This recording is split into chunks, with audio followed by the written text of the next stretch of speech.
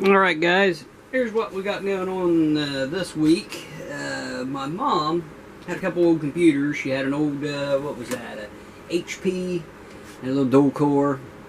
This here's a dual core Dell Inspiron 530.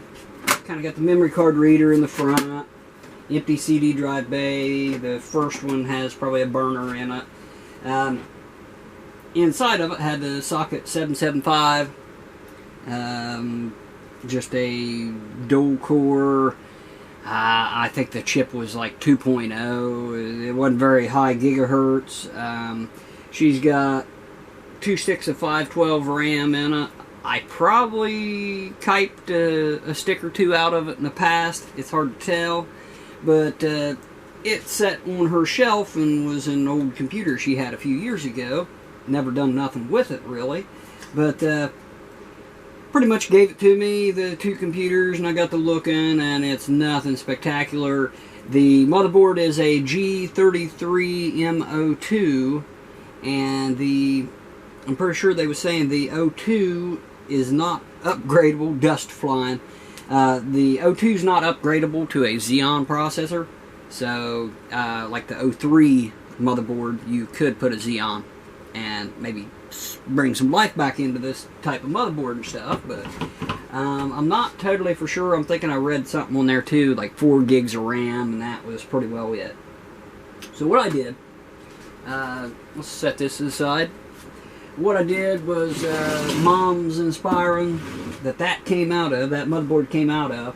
I had to use my Dremel, and I cut a little bigger hole for the I/O shield here, but I may have to weasel that a little bit. But I put in a different power supply and pull the side off of it here in a second. At least show you what I got going on. Pretty much the Dell Inspiron, I gutted it. I got to get a little bit of white paint, touch up a couple little marks. There's a spot of silver up here on this back side. My girlfriend's going to bring me some silver markers and white and stuff, but I may paint the Dell logo silver. I added in just a piece of screen out of an old Raid Max case. I think it was on the bottom by power supply or whatnot. But I hot glued that in there. Cut a square, just something. I had a hole saw and it just wouldn't do it, so I just used my Dremel and cut a square, and that's kind of flat on each edge. But and then I had one of these old brackets or something came off an old power supply or something, so I just went ahead and screwed it down. Made it look pretty cool, get rid of the nick marks there, but pretty much this is what I've done.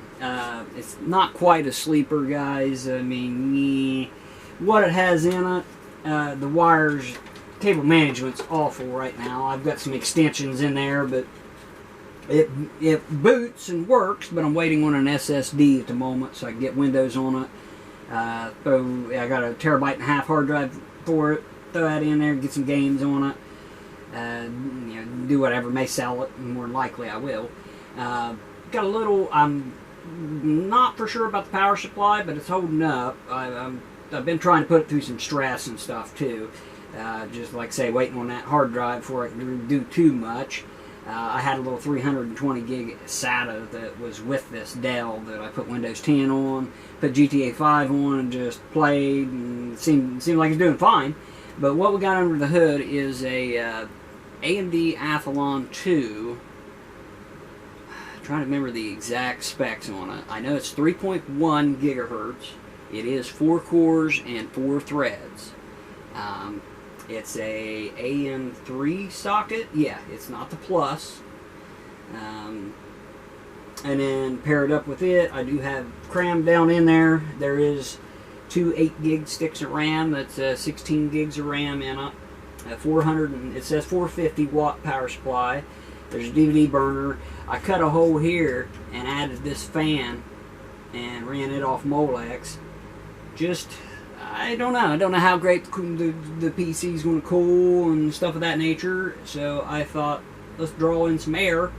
And I was thinking about that side panel idea. I had that in the back of my head too. I knew I had that little cover, that little fan I don't know what you call it, fan cover. I knew I had that around here somewhere if I could find it, so I did manage to dig it up.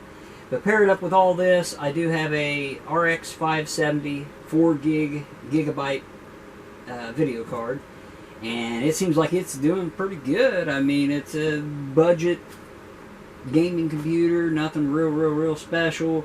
I lucked into